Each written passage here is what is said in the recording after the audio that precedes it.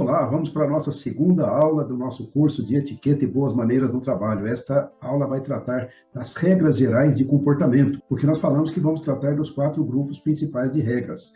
Regras de comportamento em geral, regras de relacionamento e comunicação, regras de alimentação e regras de postura e aparência. Então, vamos pegar primeiro as regras de natureza geral e sempre com enfoque no trabalho, né? Sempre com enfoque na nossa atividade profissional. Muito bem, regras gerais de comportamento no trabalho. Ora, a pessoa educada, a pessoa de boas maneiras, a pessoa elegante, ela evita causar transtorno de qualquer tipo. Se há uma coisa que não combina com elegância, com boas maneiras, é a pessoa chamar a atenção de modo não elegante, de modo não bonito. Chamar a atenção por alguma qualidade excepcional que a pessoa tenha, que a pessoa se destaca ou pela sua beleza, ou porque está com uma roupa muito adequada, essa coisa assim, até aí está tudo bem. Mas chamar a atenção porque faz barulho, ou porque palita o dente fora de hora, em lugar inapropriado, né? Ou porque, enfim, chamar a atenção desnecessariamente e chamar a atenção de modo negativo. Então, isso aí é uma regra que a gente tem que ficar em mente, porque vai dar o tom das regras gerais de comportamento no trabalho. Muito bem, então vamos falar aqui das regras. Primeira regra, respeitar a precedência, a hierarquia e as funções. Precedência. Na etiqueta, nas boas maneiras, sempre há pessoas que têm prioridade, pessoas que vêm antes, pessoas que deveriam ser privilegiadas nas relações. Por exemplo, a pessoa mais velha tem privilégios nas relações, né? Pessoas educadas dão privilégios às pessoas mais velhas, certo? Privilégios adequados sociais. Então, precedência, quem é que vem primeiro, tá certo? Então, nós temos de respeitar a precedência. Por exemplo, nós não podemos avançar nas coisas antes do chefe, ou agir de modo não pensado diante de uma pessoa mais velha, ou diante de uma pessoa de maior status, tá certo? Então, respeitar as regras de precedência. Em segundo lugar, nós devemos respeitar a hierarquia. Todo tipo de trabalho há uma hierarquia de pessoas que têm mais poder que outras.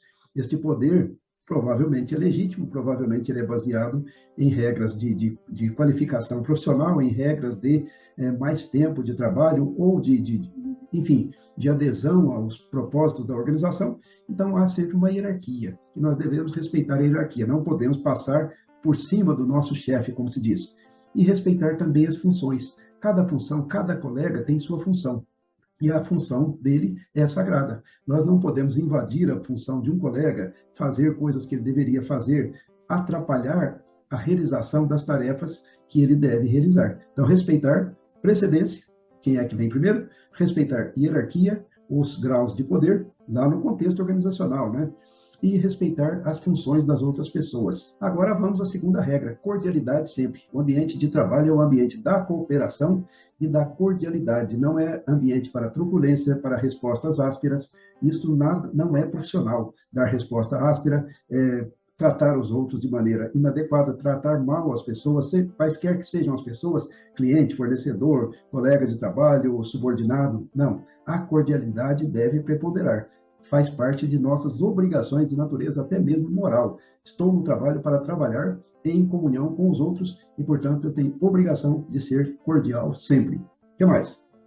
Atenção às outras pessoas. Tem gente que ignora a presença do cliente, tem gente que ignora a presença de alguém que está chegando na empresa, né? Tem gente que ignora a presença de um colega que está no departamento, tem gente que, enfim, que ignora a presença das outras pessoas. Não pode. Nós temos de estar naquele estado chamado de aqui, agora, ou seja, manter o estado de presença, observar o ambiente, observar as outras pessoas e dar atenção às outras pessoas. Quarta regra, adotar uma postura pessoal digna.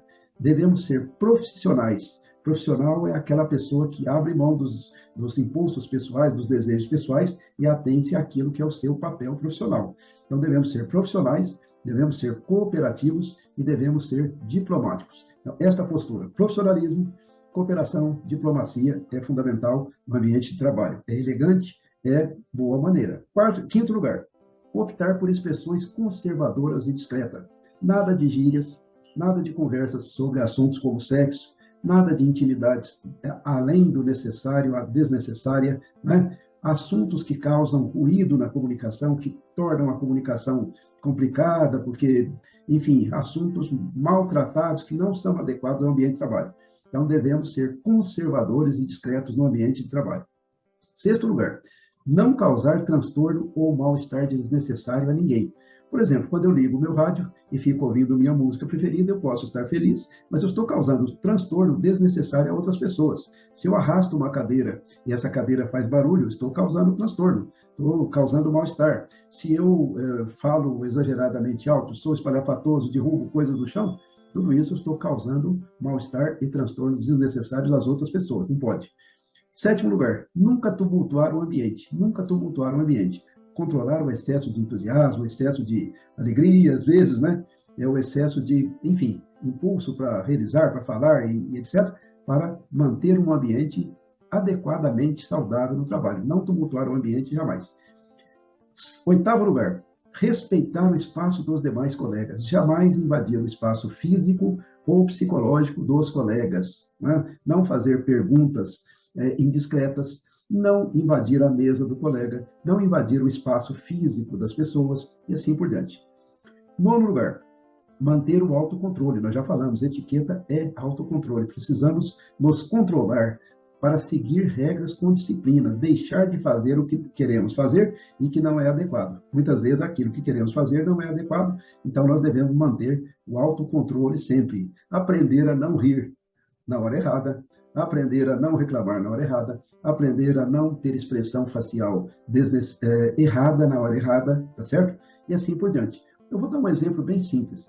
A pessoa chega no escritório logo de manhã de mau humor, ou no ambiente lá da fábrica de mau humor, com a cara demonstrando mau humor. Está errado.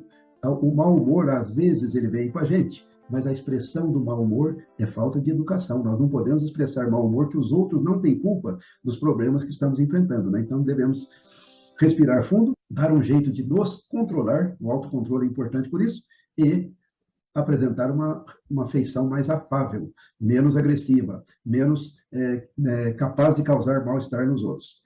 E a última coisa, nós devemos nos sintonizar com o ambiente, né? Nos sintonizar com o ambiente quer dizer o seguinte: cada ambiente tem o seu estilo, tem suas roupas, tem suas cerimônias, tem seu jeito de ser, né?